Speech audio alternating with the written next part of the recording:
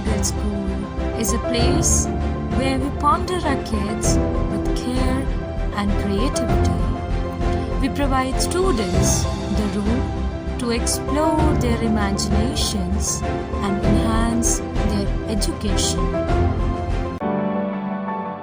At SEI, my feet trace the ancient rhythms of our heritage, weaving stories of culture and tradition.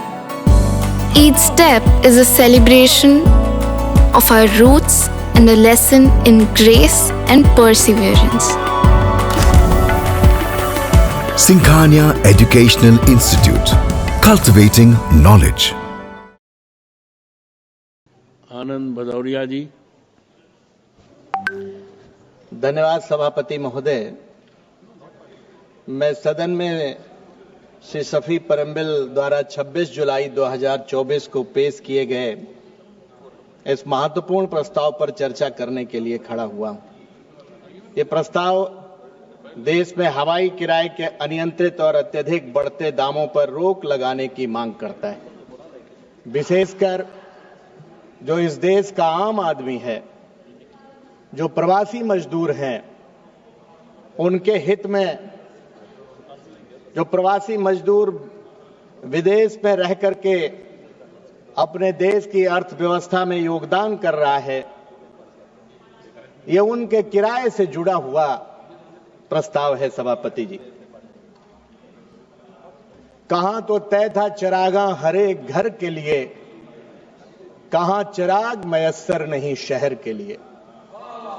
सभापति जी, हमने Bharatiya Janata party के तमाम नेताओं और स्वयं माननीय प्रधानमंत्री जी के भाषण में सुना है कि भारतीय जनता पार्टी की हुकूमत हवाई चप्पल वालों को हवाई यात्रा कराना चाहती है, लेकिन यह नारा भी अन्य नारों की तरह ही हवाई साबित हुआ। सबका साथ सबका विश्वास, सबका साथ सबका विकास, सबका विश्वास, कहीं ना कहीं सबका साथ लेकिन अपनों का विकास, इसीलिए टूटा विश्वास। सभापति जी, मैं पूर्व उड्डयन मंत्री जी को सुन रहा था, ऐसा लग रहा था कि जैसे समुद्र मंथन होगा तो कोई अमृत निकलेगा। उन्होंने लंबा चौड़ा जो भाषण दिया, कहीं ना कहीं ऐसा लगा जैसे खोदा पहाड़ निकली चुहिया। उनके भाषण में एयरलाइंस कंपनियों की चिंता तो थी, लेकिन आम आदमी का जो किराया बढ़ रहा है उसकी चिंता उनके भाषण में नजर नहीं आई। उन्होंने कहा कि कई एयरलाइंस की कंपनियां बंद हो रही हैं। सभापति जी, देश के उद्योगपति जो देश का पैसा लेकर के, गरीबों किसानों का पैसा इस देश से लूट करके विदेश चले गए, वो देश का पैसा लूट करके विदेश चले गए, इसलिए कई एयरलाइंस कंपनियां बंद हुई। घाटे की वजह से एयरलाइंस कंपनियां नहीं बंद हुई। सभापति जी, भारतीय जनता पार्टी का एक और नारा है आपदा में अवसर का। सभापति जी, आपदा में अवसर हमने नारा सुना था, लेकिन इन्होंने तो गंगा मैया के स्नान में, महाकुंभ में भी अवसर तलाश लिया। सनातन की बात बहुत बड़ी बड़ी करते हैं, और जब कभी महाकुंभ की बात होती है तो आदरणीय निशिकांत दुबे जी खड़े होकर के इधर इशारा करते हैं कि जैसे सनातन का पेटेंट केवल उन्हीं के पास है और हम सारे सनातन के द्रोही इधर बैठे हुए हैं। क्या किया आपने? विदेश जाना तो सस्ता था, लेकिन दिल्ली से प्रयागराज जाना महंगा था। बड़े बड़े उद्योगपति तो अपने चार्टर प्लेन से प्रयागराज चले गए, संगम पर उतर गए, स्नान कराए, लेकिन आम आदमी अगर हवाई जहाज से प्रयागराज जाना चाहता था तो नहीं जा पाया। इतना महंगा किराया था। हम लोग भी, जो हमें भी सांसदों को एयर टिकट मिलता है, सभापति जी मैं दिल की बात कहना चाहता हूं आपसे। कहां सभापति जी? प्रयागराज। जी जी गया था। सभापति जी मैं दिल से कहना चाहता हूं, जो सांसदों को सुविधा मिलती है एयर टिकट की, जब एयर फेयर देखते हैं, हालांकि वो पैसा हम लोगों को नहीं देना होता है, सरकार भुगतान करती है, लेकिन कहीं ना कहीं मैं सच कह रहा हूं आपसे, हवाई जहाज का किराया इतना ज्यादा देख करके हवाई जहाज से यात्रा अभी तक एक बार छोड़ करके हम लोगों ने नहीं की। रेल में बैठ करके हम लोग दिल्ली आ जाते। आसमान छू रही हैं कीमतें। क्या बीएसएफ का किराया, बीएसएफ की जो सुरक्षा का जो सीआईएसएफ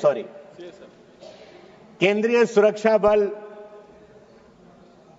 का जो भुगतान होता है, खर्चा आता है एयरपोर्ट अथॉरिटी पर, जो डिप्लॉयमेंट उनका होता है, क्या सरकार की जिम्मेदारी नहीं है कि आम आदमी की सुरक्षा करे?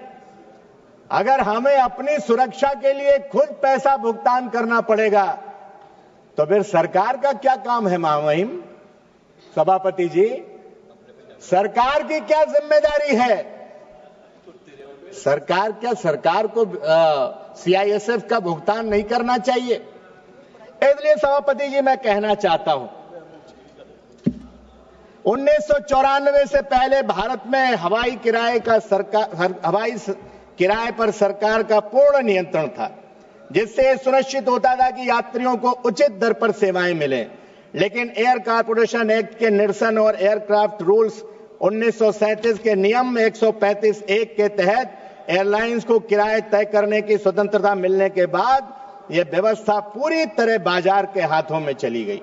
हालांकि नियम 135(4) के तहत DGCA, director general of civil aviation को अत्यधिक किराए वसूलने का या एकाधिकार की प्रवृत्ति पर रोक लगाने का अधिकार है, लेकिन यह प्रावधान भी पूरी तरह प्रभावहीन साबित हो रहा है। आज स्थिति यह है सभापति महोदय कि त्योहारों के मौसम में आप नई यात्रा कर सकते, और जो रूडी साहब बता रहे थे कि हम लोग तो आलसी हैं कि कल जाना है तो आज ही टिकट करा रहे हैं, 15 दिन पहले कराना चाहिए। सरकार की जिम्मेदारी है मानवर कि ऐसी व्यवस्था करे कि अगर किसी को इमरजेंसी में ही कोई फ्लाइट लेता है, नहीं तो अपने साधन से चला जाता, रेल से चला जाता, तो जब इमरजेंसी में जाना है सभापति महोदय तो फ्लाइट तो फिर एक आध दिन पहले ही होगी, महीने भर पहले तो कोई करेगा नहीं है बुकिंग। इसलिए कहीं ना कोई ऐसा रास्ता निकालना चाहिए। और जो प्रवासी मजदूर हैं, प्रवासी मजदूर वो तो साल में एक ही बार अपने घर आते हैं सभापति महोदय, और फिर उनको इतनी ज्यादा टिकट के किराए की वजह से उनके साल भर की कहीं ना कहीं कमाई भी चली जाती। इसलिए सभापति महोदय, एयरलाइंस का तर्क है कि मांग और आपूर्ति का सिद्धांत है, लेकिन क्या मुनाफाखोरी के आड़ में गरीबों का शोषण करना उचित है? डीजीसीए ने टैरिफ मॉनिटरिंग यूनिट बनाई, लेकिन ये केवल ये देखती है कि एयरलाइंस अपनी वेबसाइट पर दिखाए गए दामों के अनुसार ही किराया वसूल कर रही है या नहीं। यह व्यवस्था पूरी तरह नाकाफी है, क्योंकि एयरलाइंस पहले से ही मनमाने ढंग से अपने टैरिफ तय कर रही है। इसलिए सभापति महोदय, इस समस्या का समाधान क्या हो सकता है? कुछ हम लोगों के सुझाव हैं। हवाई किराए पर एक उचित ऊपरी सीमा, अपर लिमिट एक तय होनी चाहिए कि इससे ज्यादा आप मनमाने तरीके से वसूली नहीं कर सकते। सरकार एयरलाइंस ऑपरेटर्स, जनप्रतिनिधियों को और अन्य हितधारकों को एक साथ एक संयुक्त बैठक आयोजित करे जिस पर विचार विमर्श हो ताकि इस मुद्दे पर तुरंत कार्रवाई की जा सके। एक अर्ध न्यायिक निकाय का गठन किया जाए जो हवाई किराए की नैतिक और न्याय संगत निगरानी कर सके। इसलिए सभापति महोदय, हमने कृषि मंत्री जी की वो खबर भी अखबार में पढ़ी थी कि इतना महंगा किराया और महंगा टिकट लेने के बावजूद भी एयरलाइंस में टूटी हुई चेयर पर बैठ करके माननीय कृषि मंत्री जी को यात्रा करनी पड़ी। ये दुर्भाग्यपूर्ण है सभापति महोदय। जो एविएशन मिनिस्टर हैं उनसे काफी उम्मीद इस देश को है, इस देश के आम नागरिकों को है, क्योंकि वो नौजवान हैं, खुशमिजाज हैं, कुछ करना चाहते हैं। जी माइक सभापति जी ऑन नहीं तो आवाज नहीं आ पाती। अपने सुझाव और दीजिए। सभापति महोदय, नौजवान हमारे मंत्री जी हैं, कुछ करना चाहते हैं, सही समय है, यही समय है जब आप इतिहास में अपना नाम दर्ज करा सकते हैं।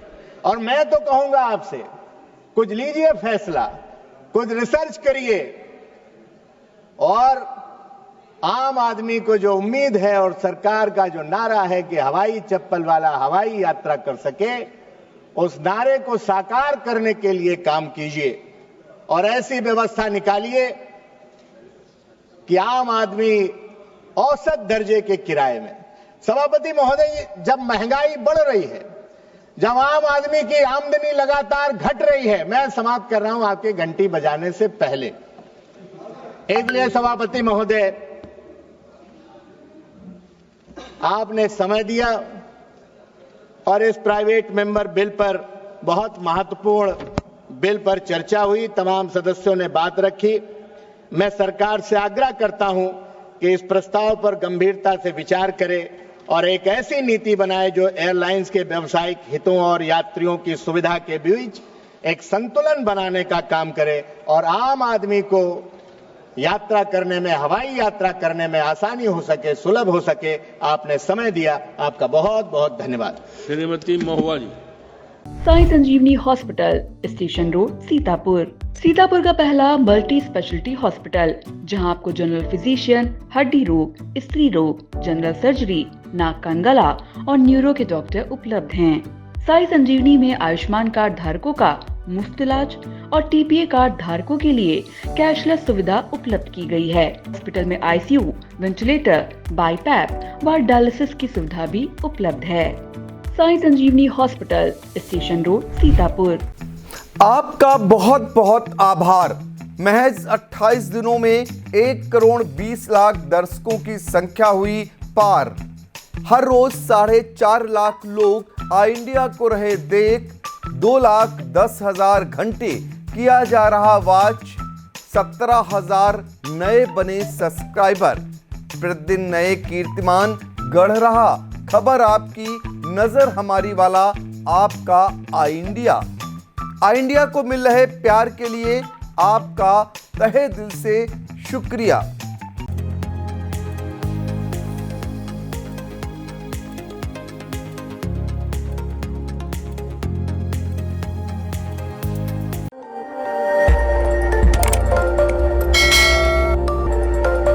खबर आपकी, नजर हमारी। देखते रहिए आई इंडिया।